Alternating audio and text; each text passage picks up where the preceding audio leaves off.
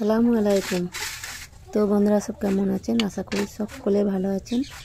তো দেখুন আজ চলে এসেছি আরও একটা রেসিপি নিয়ে। তো এই রেসিপিটার জন্য আমি নিয়েছি কমলা লেবু, আর নিয়েছি আঙ্গুর, কর্নফ্লাওয়ার, চিনি আর ফুড কালার। তো এখন আমি আঙ্গুরগুলো একটু পেস্ট করে নেব। তো দেখুন পেস্ট হয়ে গেছে। এখন আমি ভালো করে ছেঁকে জুসটা বের করে নেব।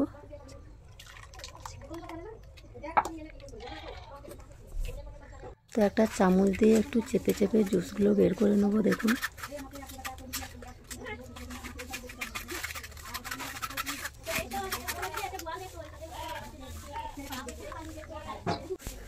তো দেখুন অনেকটা জুসটা কতটা হয়েছে। তো এবার আমি লেবুটা ছাড়িয়ে লেবুর জুসটা বের করে নেব।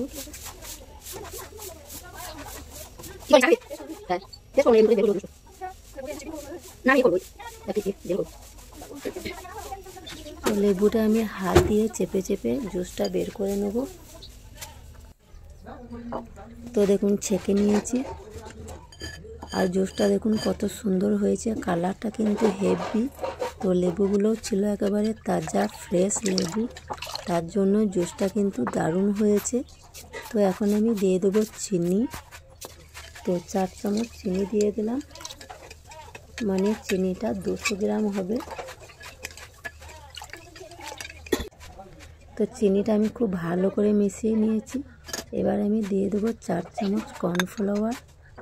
তো কর্নফ্লাওয়ারটাও আমি খুব ভালো করে মিশিয়ে নেব চামচ দ্বারা। এইভাবে একটুও গুটি গুটি থাকলে হবে না, ভালো করে মুলাম করে মিক্স করে নিতে হবে।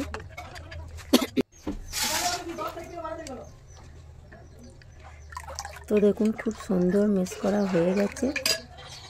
এবার আমি উনুনের উপরে একটা কড়াই বসিয়ে দেবো। এবার আমি এই মিশ্রণটা কড়াইয়ের মধ্যে ঢেলে নেব। কড়াই গরম হয়ে গেছে কিন্তু এখন এবার এটা নাড়াচাড়া করে নিতে হবে। অনবরতই নাড়াচাড়া করতে হবে, নাড়াচাড়া বন্ধ রাখলে হবে না। এইভাবে খুন্তি দিয়ে নাড়াচাড়া করতে হবে, তা না হলে একটা দলা বেঁধে যাবে, তখন আর রেসিপিটা হবে না। তো দেখুন এবার টাইট হয়ে এসছে, জমতে শুরু করেছে কর্নফ্লাওয়ারটা। এখন আমি একটু ফুড কালার দিয়ে দিলাম। তো বন্ধুরা দেখুন কালারটা দেওয়ার পর একেবারে কমলা রঙটাই চলে এসছে, একদম মনে হচ্ছে কমলা লেবুটাই। আর এটা তো কমলা লেবুর জুস দিয়ে বানানো হচ্ছে। তো এখন আমি একটা পাত্র নিয়েছি, পাত্রটা আমি কিছুটা ঘি লাগিয়ে নিচ্ছি। এবার আমি এই বেটারটা এখানে ঢেলে দেবো। এবার খুন্তি দিয়ে একটু সেট করে নেব।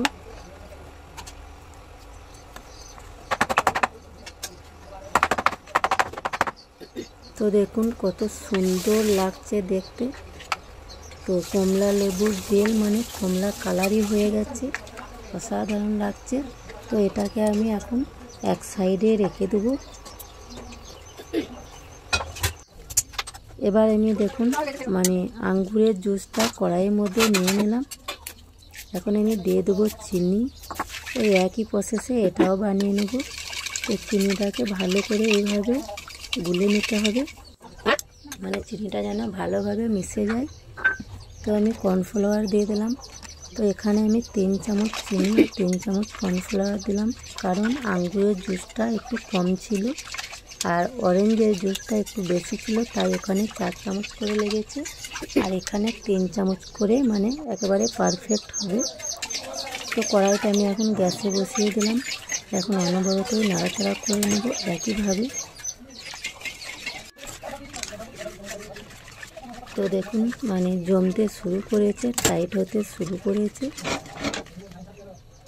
এখন আমি এই মুহূর্তে দিয়ে দেবো ফুড কালার। একদম আঙ্গুরের কালারটাই আসবে এখানে।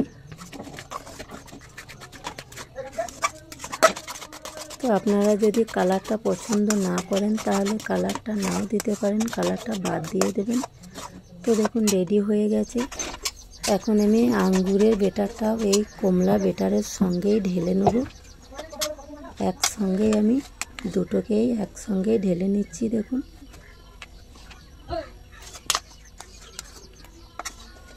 তো এটা একসঙ্গে ঢেলে নিলেও আলোক আলোক হয়ে উঠে আসবে, এটা একসঙ্গে কোনোভাবে লেগে যাবে না। তো এবার আমি খুন্তি দিয়ে একটু মানে সেট করে নেব।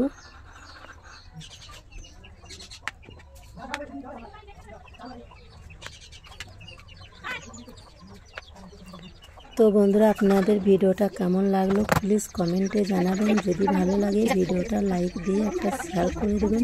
আমার চ্যানেলে যদি আপনি নতুন হয়ে থাকেন তাহলে চ্যানেলটি সাবস্ক্রাইব করে দেবেন, ফেসবুক থেকে হলে ফলো করে দেবেন। আর অলরেডি যারা সাবস্ক্রাইব ফলো করেছেন তাদেরকে অসংখ্য অসংখ্য ধন্যবাদ।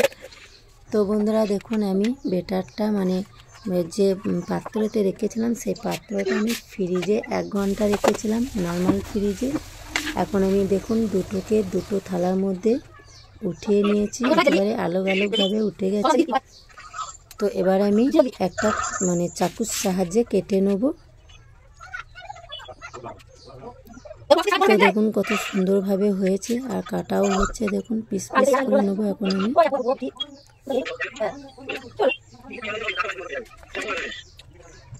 আর আপনারা বাড়িতে এইভাবে একবার বানিয়ে দেখবেন, এটা কিন্তু খেতে দারুণ টেস্টি আর দেখতে তো দারুণ সুন্দর, আর বাচ্চারা তো দেখলেই খেতে চাইবে, যে কোনো বাচ্চা। তো দেখুন কাটা হয়ে গেছে আর কত সুন্দর হয়েছে সেটা বুঝতেই পারছেন। তো এখন আমি একটু মানে চিনি মানে গুঁড়ো চিনি আর গুঁড়ো দুধ একসঙ্গে মিক্স করে নিচ্ছি।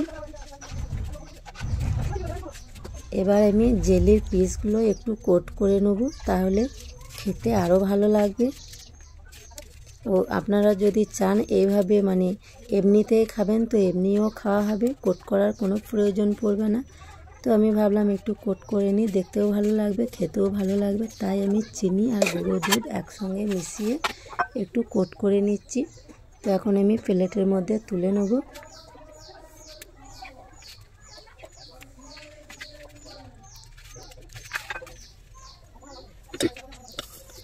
তো বন্ধুরা, এই রেসিপিটি কিন্তু বানানো খুব সহজ আর খুব তাড়াতাড়ি বানানো হয়ে যায়, একেবারে অল্প সময়ে আর খুব কম উপকরণে, একেবারে কম খরচে।